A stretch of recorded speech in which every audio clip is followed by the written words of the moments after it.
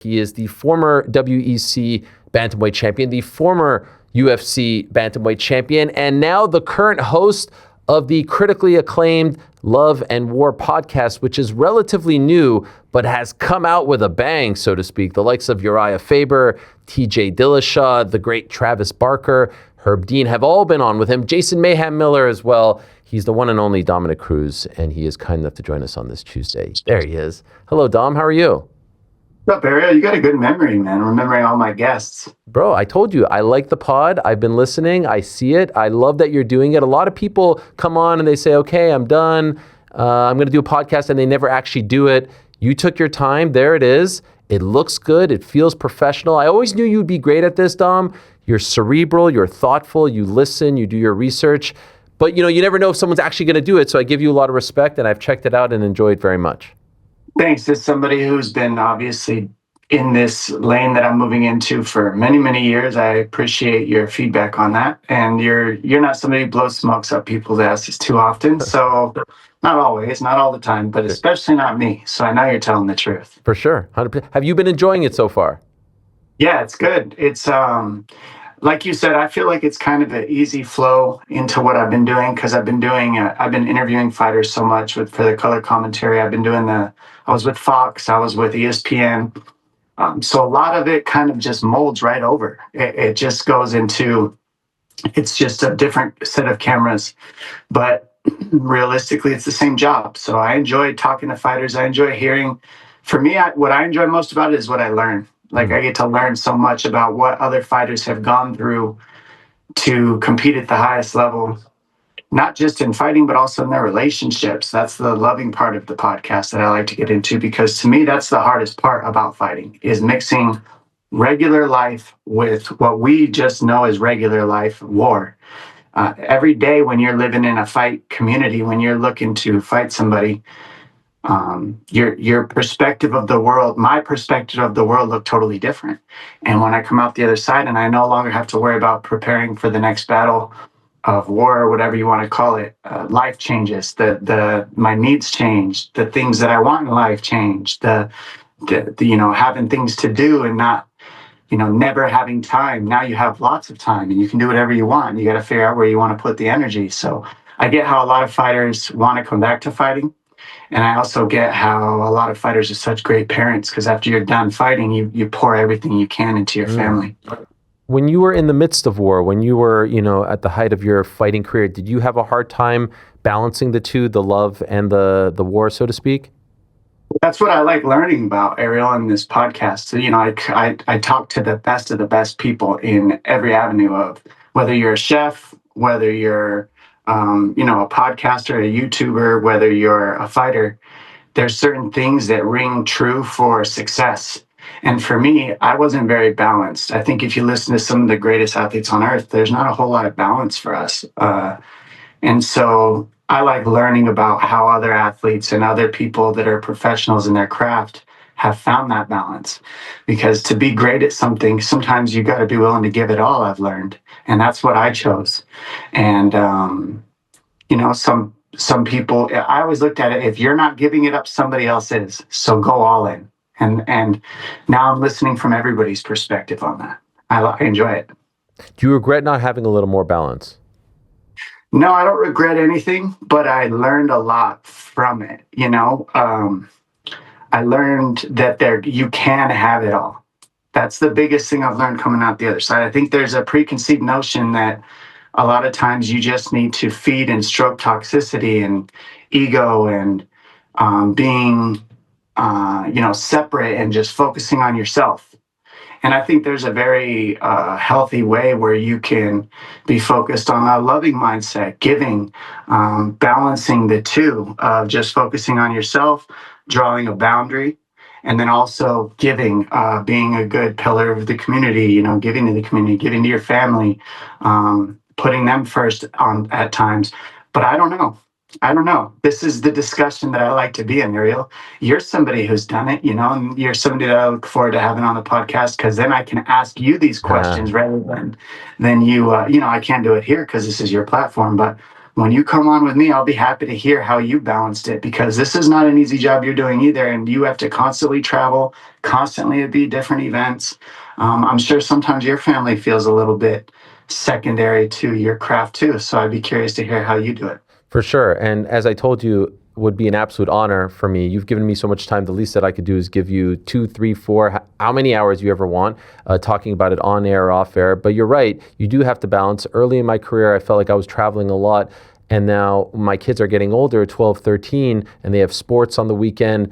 I'd rather be at the park next to our house watching, their U13 soccer game than be at the biggest arena in the world, because right now that means more to me. And I know in 4 or 5 years, they're going to be gone. They're going to be college and out of the house. So I feel like this is the time to do it. And that's why I wanted to do this, where I can talk to people and still be a part of the sport and cover it, but maybe not be as omnipresent at all the events every week. So it is a balance, as you say. And different phases of our life, we make decisions as to how much we want to add here or there. It's all very interesting. And I love the fact that you're taking it, like, you're not just saying, hey, I'm going to interview fighters or celebrities. There's a hook there, and I expect nothing less from you. I am going to give you this kind of props. I think athletes, especially like super duper, successful ones, are so used to being asked questions that they don't make for the best interviewers, because you have to be somewhat self-centered and selfish when you are a superstar athlete, because everyone's just asking you questions and you're just sitting back answering. And so sometimes I think when the roles get reversed, they don't make for great interviewers, because you're not empathetic, you don't listen, you don't ask proper follow-ups, you don't care to learn about other people. I think Stone Cold Steve Austin, believe it or not, is one of the best athletes turned interviewers that I've ever come across. He's a great interviewer, and I think you do a great job like him. Obviously, you're very new into the process, but I think that says a lot about you, that you're able to reverse the roles so easily, if you get what I'm saying. Well, thanks. I mean, I focus on everything that you just said, Ariel, which is it's a very selfish position to be a pro athlete. When you're getting ready to fight somebody to your mindset, your body thinks it's dead or alive. That's what you're moving into the next fight. It's hard to find balance and put your family first when you might get, punched in the head or something, or choked, unconscious. But this is something I've tried to find the balance in. And I think what you're saying is that I've been able to do, kind of move into that realm. Well, it's because I'm focused on the fact that that's what was missing so much while you're fighting. It's just, put on the blinders, straightforward, and just kill and focus. And I did that for so long that, coming out the other side, compassion, empathy, coming from a loving place is what it takes. When you're fighting, it's like that's not always necessary. So it's just kind of like lock in. Hey, I don't need to hear what you're saying, Ariel. I don't need to hear your questions. I don't need to be empathetic. I don't need to be vulnerable. I need to lock in, because if I show those things, my opponent's going to see it.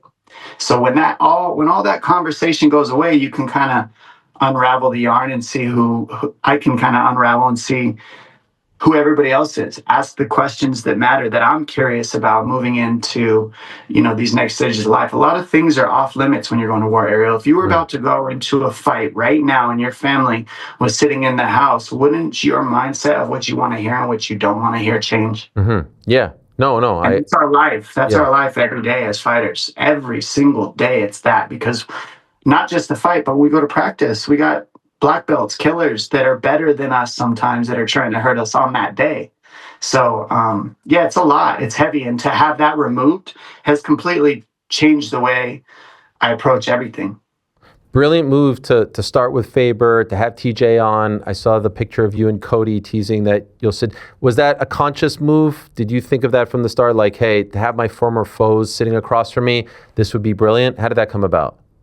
Yeah, I think this is, to me, what's missing with love and war in the world today. I feel like there's not enough people who disagree that can come together and sit across from each other and even agree to disagree. I'm not going to say these guys are my best friends. You might think, people might get that notion from the podcast, but that's because that's how I treat people, no matter who it is. Any of my losses, I can sit across from them that way and communicate with them and learn from them about what they did to maybe beat me in the time, or what they're doing to balance life at the highest level for themselves, or what makes them great at their craft. Like, I enjoy learning, because even if I disagree with somebody, that person's usually at my level at something.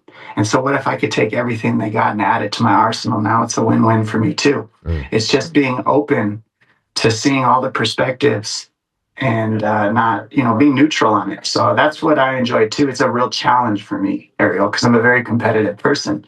So, moving to a neutral place, listening to people, hearing their perspective, I enjoy it. Yeah. It was January of last year where you announced the Seattle fight. You were expecting to fight on that card, and then shortly thereafter, the injury, and then you announced the retirement in February of last year. That's the last time we spoke. Yesterday, I spoke to Dustin Poirier. He's 6 months into his retirement, and he says like that the itch is very much there, and it's like this internal battle. Still thinks he can do it. Watches, still compares himself, all that stuff. Do you do the same, or has it dissipated? Well, I think for me and Dustin, the difference is that Dustin had retirement with no injury. I had retirement with a blown out shoulder. So I went straight into shoulder surgery, and I've been 9 months on rehab on my right shoulder. So it's been shut down. Now that I'm it's completely dislocated. It was an extremely horrible situation. It was a really bad dislocation. One of the ones that doesn't just pop right back in. It's one of those ones that sits out, and it sat on top of the nerve. And so the pain of that nerve was the highest level of pain I've ever felt in my life. And so it kind of sat me down and really made me look at this and say, okay, I can do this. I can keep winning. I'm still just as fast, all this, all that. But I mean, what else is there? Is there more? Is there somewhere else maybe that God's trying to show me that I can give or go or make a move? And that pain really made me take a look at myself and decide, no, of course I can keep competing. But to me, that's almost like the natural, easy route is to compete, because that's what I've done for 20 years. The separate one is, okay, let's see where else you can make a difference in the world. At the end of the day, Ariel, when you're fighting, you're just smashing people, right? You're just breaking things. It's like, okay, where else can I make a difference where I'm not just breaking things all the time? There's a way to make a big difference, be able to break things, but also be able to give and find that. So yeah, I'm kind of mixing it up. But the shoulder surgery changed it for me. I think for Dustin, he's just like sitting there like, he just stopped training, right. Competing, I should say. When you get hurt the way I did it, like you're not even thinking about competing anymore. It's not even a thought of that. The shoulder is just so gone. But I'm 9 months through rehab. I have 3 months before the 12-month mark. And then I start training again. I start hitting, punching. I've been hitting the bag. I've been hitting pads. I can't really grapple yet because the strength, the stability just isn't quite where it needs to be for that.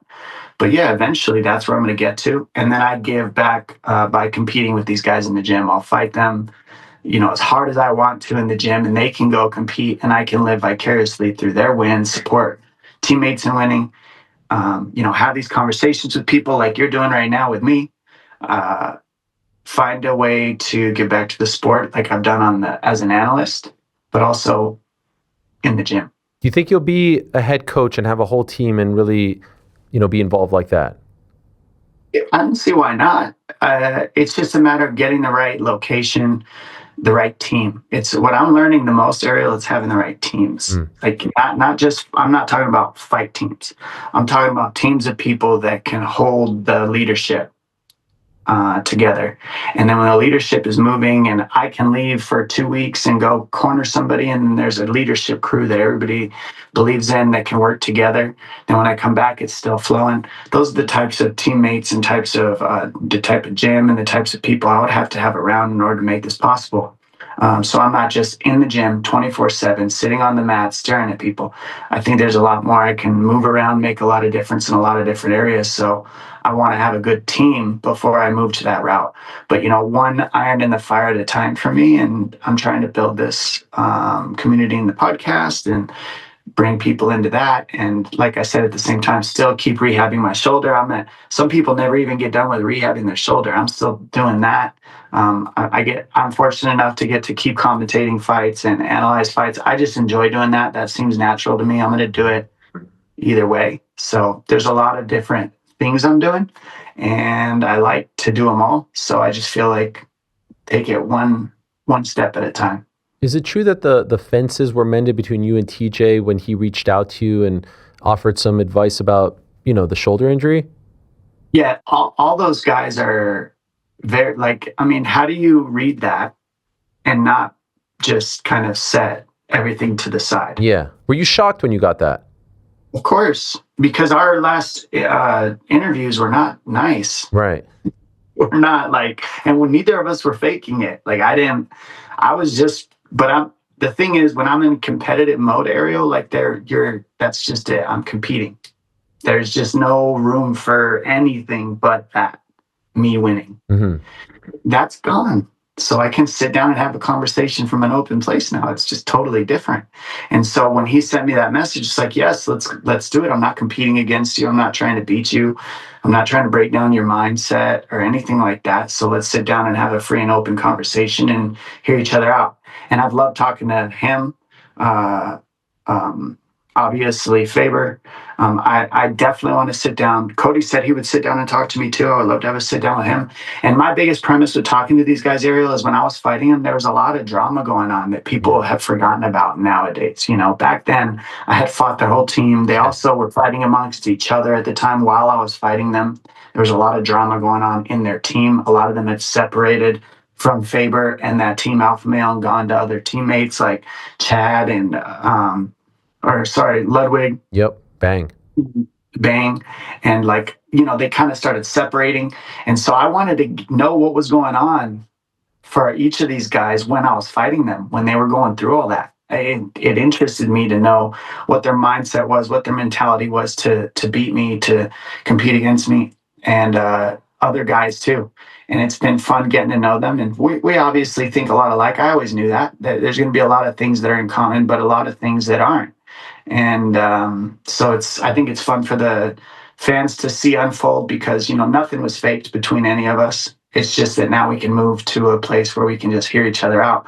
But it doesn't mean we necessarily agree with each other still either. You know, what a time that was. What a time. And I was reminded of it because it was 9 years ago, just a few days ago, the anniversary of your win over TJ. And so there were a ton of clips that came out. And I see a bunch of stuff on social media. Our interview afterwards, which I've always said is one of my favorite of all time, when I asked you about, you know, this being the greatest moment. We've talked about that. When that stuff kind of, I don't know if it makes it on your timeline, your algorithm. I'm sure it does because it's on the top. That interview you gave me is on the top of my algorithm, and I'll tell you why. It's everything that I'm doing in this podcast now. It's knowing, man, when I went through these injuries, Ariel, that's what had me start figuring out, like, man, I don't have a lot of balance. When I was broken, and you want the people who love you around you when you're hurt, I did not have any of them. All I had was warriors, people that were ready to get me back into the octagon. And there's nothing wrong with that, but I saw that I just hadn't been building the relationships the way I needed to. And so, that was, the injuries really opened me up to a different set, a whole nother part of the world that existed outside of competition. Do you sit back and watch the fights and the highlights? Like when the TJ stuff comes out a few days ago, the anniversary and everyone's celebrating it, do you sit there and watch your body of work? When I watched the TJ fight, because I just don't think people really understand the way people told me I couldn't do things. I'm not trying to be like whiny or bitchy about this by saying this. No, it was nuts. I'm just like, that's what I think about when I go back and watch. Is I watch the fight, and the fight's the fight. But what I think about is the amount of people who just think that it's not possible. Just so much. They don't tell you, but they tell you. Nobody comes up and says you can't do it, not straight to your face. But they tell you in questions. They tell you in doubtful tones. They tell you in what they haven't been able to do when they talk to you. People give you their 2 cents, whether they mean to or not.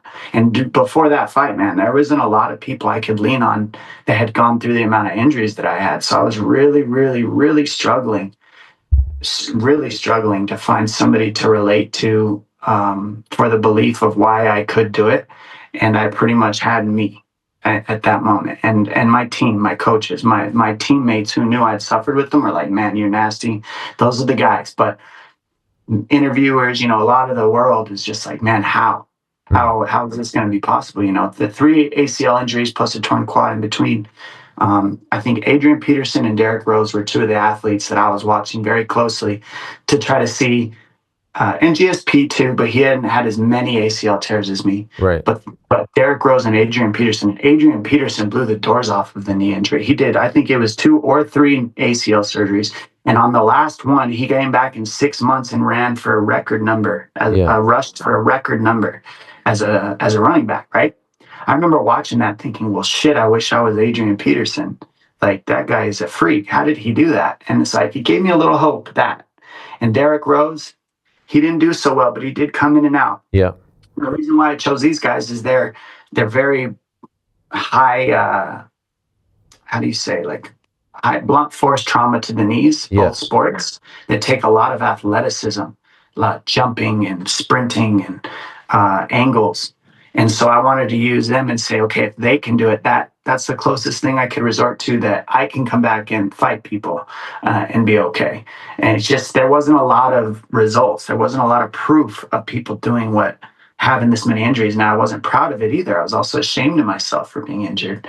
So mad. So just, what's wrong with me? Like, but then, you can't think about those things, Ariel. So being forced to not be allowed to think about what's wrong with you, you suck, being ashamed of myself, having to reframe the mind is what taught me so much. Having to reframe myself from all my pity, guilt, you're the most injured, they stripped your title, all this sadness, reframing the mindset, bulletproofing the mindset through those experiences are what's really like, man, it just opened me up so much. It gave me so much going through those injuries. I'm growing up into a man. You're a part of the new era, the Paramount Plus era. Did you ever think we would enter an era where the UFC wasn't on pay-per-view, where there was no such thing as pay-per-view points, where everything was on the same platform? This is all very new, and I thought I would never see it, at least in this, this kind of period, because I still think, while people talk about pay-per-view being dead, I still think the UFC was the last entity left that was thriving on pay-per-view. It goes up and down, obviously, with fights, but this is big. This is a huge shift. What do you make of it? I don't think it's as big of a shift as everybody's making it. Really? I do. This is why. Okay. I think it is in the United States because of TV deals. Yes. And I think that the TV deal to Paramount, I don't know how many eyes are actually on Paramount other than now that they bought. The owners of Paramount have bought everything. Yeah. I think all the eyes are going to go to it. But I think ESPN might have had more eyes in the first place, so that might have helped out the athletes a little bit more in the beginning to be on a natural chain of ESPN. But I think Paramount is going to take over so many things that it's going to get bigger than that at some point, and that's the plan. And it's going to end up helping out the fighters. I don't know how the pay structure is going to go at all. Obviously, I'm not in it anymore, and I have no idea how they're going to do it. But I do know pay-per-view was the only reason I was able to have at least one fight worth $1 million. Wow. One. And only because of pay-per-view. Only. I wouldn't have got that if it wasn't for pay-per-view, and I wouldn't have got that unless I was on co-main event with Ronda Rousey, which is a big earner. Or I wouldn't have got that unless I was on a card with like a McGregor. Then you can as a co-main event, I had the opportunity to make $1 million on that pay-per-view. But on the bigger scheme of things, worldwide, internationally, I think it's still a pay-per-view system. So they're not off pay-per-view. They're just off pay-per-view in the United States. Everywhere else in the world doesn't get Paramount. So Paramount is killing it, and I think it's a genius business model because they still get to bring in pay-per-view. Now they get to bring in Paramount in the United States, and the UFC is just a smart business. They just understand business. That's the thing about it, and promotion. How it does for fighters versus how it does for promoters, no idea.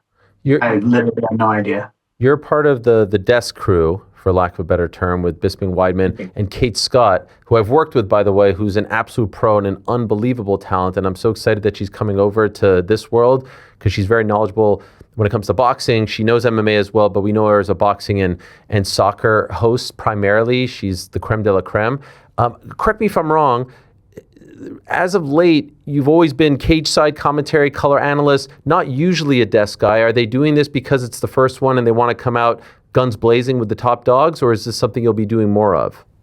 I have no idea. I need to sit down with my producer, Zach Condito, and ask him why I'm not doing color on the first show, why I'm not doing color on the... Yeah, that's right. That's right. You ask him. Yeah, just curious. That's it. But he's the guy. Right. So I don't know. He's the boss. He puts everybody where he puts everybody. So I would have loved to be on this card. I would love to be on other cards, but it's all just sit down and talk to the boss, right? The boss makes the decisions. I'm not mad at it. I'm grateful to be here. He put me on the desk. I'm on the desk. It's been a while though, right? Am I right about that? I did desk pretty often with ESPN. Oh, you did? Okay. I always feel like I saw you at Creekside. It doesn't really change, but before ESPN was kind of my boss. Yeah. For my ESPN desk shows. Now Zach Condito is the boss for the desk shows and the color commentary, and so him and his bosses make the decisions for who goes on what card. So who does the color, who does the desk? It's up to them. So if anybody wants to know who's on what, ask Zach Condito. Just hit him up. All right, fair enough. I did want to ask you about a couple other things, and then we'll let you go. I got to ask you about Alex Pantoja. Suffers the injury and injures the elbow, and now he looks fantastic. I don't know if you saw some of the footage. The guy's a freaking beast. He's doing pull-ups and all this stuff. On the night of the fight, I wasn't sure if this was like sarcastic, Dom, or the tweet that you put out. You know me well, Ariel. You know me so well. I wish that Van versus Pantoja fight was allowed to keep going. It should be up to us as the fighter if we want to continue after that. We put the time in the training camp. In that situation, people dislocate their arms and put it back in place, keep fighting all the time. And look at that, 1 million views on that bad boy. Is that sarcastic, Dom? Is that tongue-in-cheek, Dom, or are you being serious? I mean, I can be either, right? That's the thing about fighting. And I think that's what's so hard about that tweet that really resonated with people is that I could be being facetious or I could be telling the truth, right? But did you ever see the fight where Bonuelos pulled his shoulder out and his coach put it back in? Oh, yeah. Antonio. That happened. I forgot who he was fighting, but that happened in the middle of a fight. Did you see when Faber broke both his hands and finished the fight with 2 broken hands? Yeah. Did you see John Jones when his toe got completely dislocated sideways and he finished the fight? Yeah. Have you seen where time and time again we've seen dislocated things come out? But the only reason that my argument was the only reason that fight got to keep happening is because the referee didn't see it until, like, you know what I mean? It wasn't like it happened and then they can call the fight. It was like, oh, Faber broke his hands. They go back to the corner. They go, my hands are broken. They go, okay, ignore it. Don't show him, right? And so the fight gets to keep going because he toughed it out. So when I'm watching the Pantoja fight with no sound. And I'm seeing him fall and the elbow dislocate. And I'm not sure if he's looking at the ref saying, I'm good, like it came out, it popped back in, I'm good. Or if he's saying, oh no, like shaking his head like, no, stop the fight, I'm done. So if you don't have sound, it just looks like he fell, put it back in, and was ready to keep going, right? Okay, so you were actually being serious. Well, I mean, with no sound, you don't know. Could he keep going? I don't know what he said. Do you know what he said, Ariel? Mm-mm. Did he say he couldn't keep going? It seemed like he was telling the ref, like, That's my point. With no sound, I don't know what he's saying.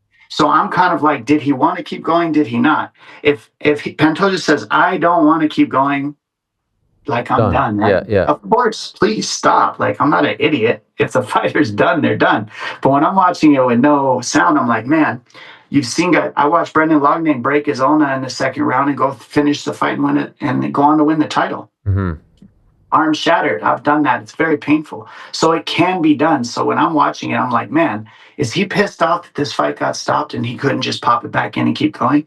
Because I've also popped my shoulder out and kept going. This last one, I couldn't do it, but I've done it. And other fighters have done it in the past. So an elbow is one of those ones where I know from having dislocations myself, an elbow isn't the worst dislocation you can have. And it can go back in and you can keep going. So with no sound, I thought maybe he could tough it out. But also, if Pantoja didn't want to, no disrespect, it's not like you needed to go back. But I'm just thinking to myself, like, man, if the ref can come in and just stop a fight with no option, I wonder if the fighter wanted to keep going. You know, when there's like world titles on the line, for me, it's worth it to keep going. For me, I want you to put a stamp on it before you let me go out if I'm fighting for a world title. Don't let there be anything in my brain where the referee stopped it and I didn't have something to do with the fight. Do you know what I mean? Yeah. So if I know this is a hard one to answer potentially, but if you were in his position, knowing it was an elbow dislocation in the moment, do you think you would have kept going? See, this is the thing. You don't know how much pain he was in, Ariel, right? Yeah. But knowing what you know about dislocations, do you think you would have been able to tough it out? I don't know. It's the pain as a whole. It tells the story. So I don't know what Pantoja was going through with the pain that day. But I do know it's possible to pull back in because we've seen it happen. I just gave you an example of fights. Banuelos, am I saying that right? Banuelos. Yes. It's a 135-pound fight. And they, in the second round, they popped it back in. So my only thing is, I would love for fighters to be able to have the option. Like, why can't we just take them to the corner and be like, okay, do you want to keep going? Kind of like an eye poke. Like, what if he wanted to keep going? Could he? And then if he could, what does that teach the world about how tough human beings actually are? There's a chance he's like, no, I'm done. That's too much. It hurts. Cool. No harm, right? No big deal. But if he could go on, if he could pop it back in, and we've seen the guys that I just mentioned have injuries like that and go on and finish, what do you learn? What do we learn about ourselves as human beings watching guys perform like that? And he's one of the highest level athletes on earth. I hated seeing it go that way. It doesn't mean that I'm right, that he should have kept going. It doesn't mean that Herb was wrong. He shouldn't have stopped it. What I'm saying is, should there be an option to where fighters can have a choice? To me, it didn't look like he had a choice. It looked like it just got stopped before he even had a choice. And with no sound, it was like, I was kind of disappointed. I was let down. I was like, man, what if he wanted to keep going? Can you understand that perspective? No. I mean, I understand all perspectives. I was just curious to get, more clarification or an explanation as to what was going on in the tweet. So I understand it and respect it. What are you hearing me say about it? What am I hearing you say? Well, obviously, I'm hearing you say that it's hard to put yourself in his shoes specifically because you don't know how painful it truly was. But we have seen instances where fighters have been able to put dislocations back in and fight on. We've obviously seen instances where they couldn't. If I'm remembering it correctly, obviously top of mind, it was about a month and a half or so ago. If I'm remembering correctly, it seemed like he was looking at the referee and in so many ways saying, I can't continue. It was so freaking scary. But I think that's what's hard is when a referee sees that, now they're like, there's no way he's continuing. Yeah. And my only thing is, if he didn't see that, if he didn't actually see it, would the fight have been able to keep going if he could just pop it back in and keep going, if he wanted to? We heard recently that two former foes of yours, Faber and Cejudo, will be competing in this RAF event end of February. A, what do you think of that? And B, are you interested in doing something like that once you fully heal? I don't know if I'm not going to say no to I'm not going to say absolutely no to competition. But like I said, I think it's easier to get back to competition for athletes than it is to not and find different avenues to expand and transform. So I think just going back right back into competition would be the easy route for me. I think it'd be the natural route. I think it'd be what every athlete wants to do. I think the tough one is, can I be outside of that avenue and still be just as, giving to the world from a different perspective? So I might compete, I might not. I'm never going to say no, but I'm kind of in the realm of not competing right now, focusing on my rehab, focusing on giving back to the community, giving back to fighting with, coaching athletes, living vicariously through supporting athletes, create their dreams, things like that. Not that I can't do it while I compete, but I just know that once I lock in and compete and focus on making my money through competition, it shuts off everything else in my life. Like, I just shut off. I stop doing all the other things and I focus on winning the competition because I'll do anything not to lose. And so to be outside of competition is like, I can actually see the world and see what's going on around me. And so I'm going to give it some time. And like I said, my shoulder needs at least 3 more months before I even start really full-time grappling again.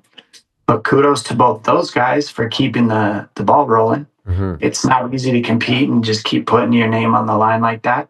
I'm not saying it's easy to compete, but what I'm saying, it's easier for me to just go back to what I know. Does that make sense? Yeah. Yeah, like I just know competition. So it'd be like, oh, just go back to where you started, Dom.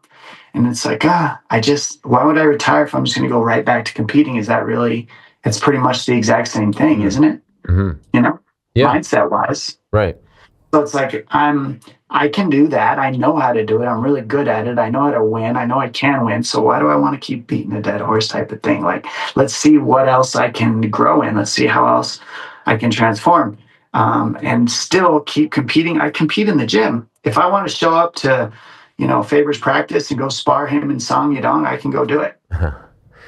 Who do you think? For sure, no. He's invited me. And I would love to when I get healthy. Yeah, those guys have invited me. Different guys have invited me, so I can go compete. But those guys, I think that they're doing it for the money and the notoriety of being the man, right? Why else would they do it? The money and the notoriety, no? Yeah, I mean, that's what prize fighters do. But there's other ways to get that too. Sure, no, for sure. I'll ask you two quick ones, and then I'll let you go. And this has been a lot of fun. Always great to talk to you, Dom. Thank you very much for the time, as always. Who do you think will be the bantamweight champion of the UFC this time next year? Can I ask? Man, it's hard, this top 5 moving around. Peter Yan looked really good against Merab. I think he's kind of got his stylistic number now, right? Went from 20 takedowns to 2. So I think that, it takes time, but the division eventually, if you stay in one division, they start to adjust their style to beat the champion. So the question is, how will the division adjust now to the takedown defense and striking style of Yan? And I think that, we've seen O'Malley beat him. So it was close. It was a controversial win, but it was still an extremely competitive matchup. So now it just kind of stirs everything up. I love it for the bantamweight division that when something like this happens, because Yan got his revenge. Merab's going to want his revenge. Does Merab put together another sick win streak after what he just did? That would be incredible, wouldn't it? Yeah. To watch him go after a loss like that. And then you got O'Malley. Can he get back on the winning train? He's a co-main event now. It's a lot of pressure after the things that he's, revisited in his mind and gone through all this transformation himself on where he's at. That'll be interesting. You got Sandhagen, who's still always right there in the mix. Yeah. Everybody.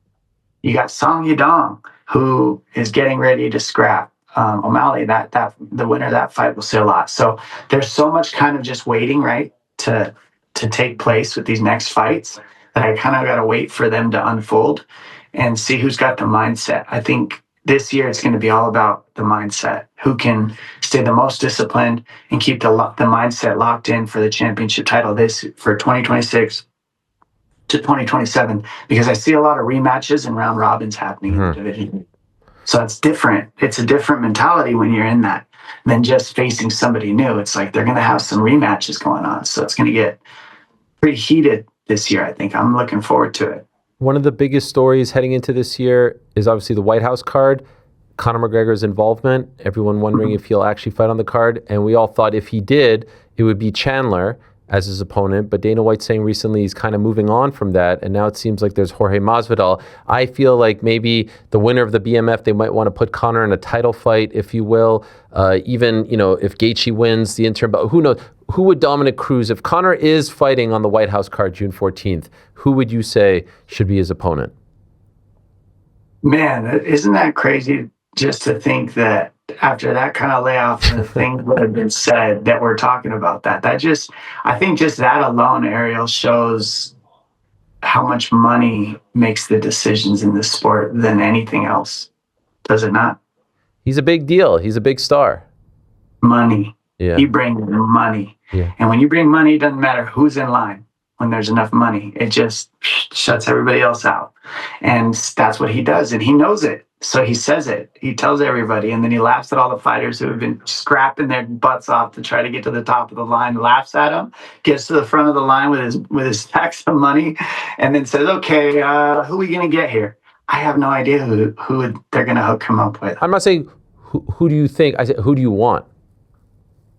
Who would you pick?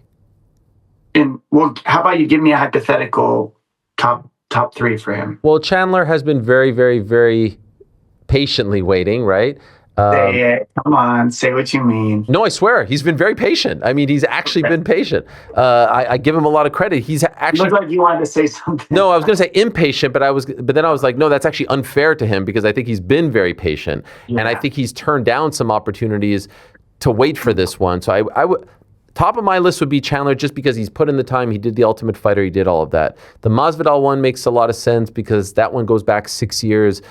Conor beats Cerrone. Masvidal's the BMF champ at the time. He's sitting in the front row. And obviously, Masvidal and Trump seem to be very close. And so I can imagine him saying, hey, have Masvidal fight Mr. Conor McGregor. And then I could see the UFC saying, okay, BMF, there's no meritocracy there. Let's just have him fight the BMF champion. And it's a big deal. It's either him versus Max again, or it's him versus Charles Oliveira. I could even see them saying the winner of this fight, him versus Paddy, would be gigantic for the interim belt, and have Arman fight Ilya for the other belt. You know very well, better than anyone, they'll have someone defend that interim title, Henan Barao back in the day. So it doesn't necessarily mean like you have to unify.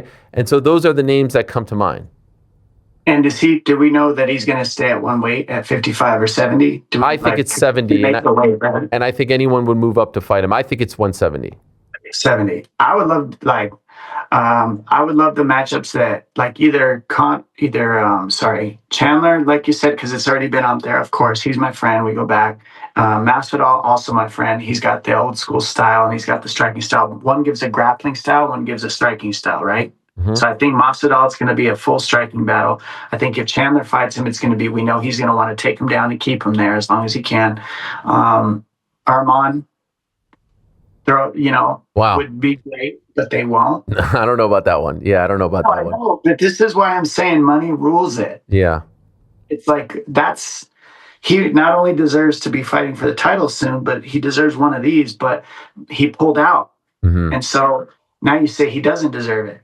I mean, I just don't know. He's beating guys. He's still doing these wrestling tournaments. He's still competing. He's active. I don't know. That's probably going to piss people off, but it's like, I don't know. With Conor, I think what you got to do is give away anything other than what are we looking for excitement, right? That's it. How do you make an exciting fight? Forget how good or bad anybody is. He's had a long layoff. How do we make an exciting fight? Everybody wants to see a superstar like Conor fight. So it doesn't really matter who they put him up against, does it? That is true. Ultimately, I think they really just want to see Conor. Yeah. And they want to see him win.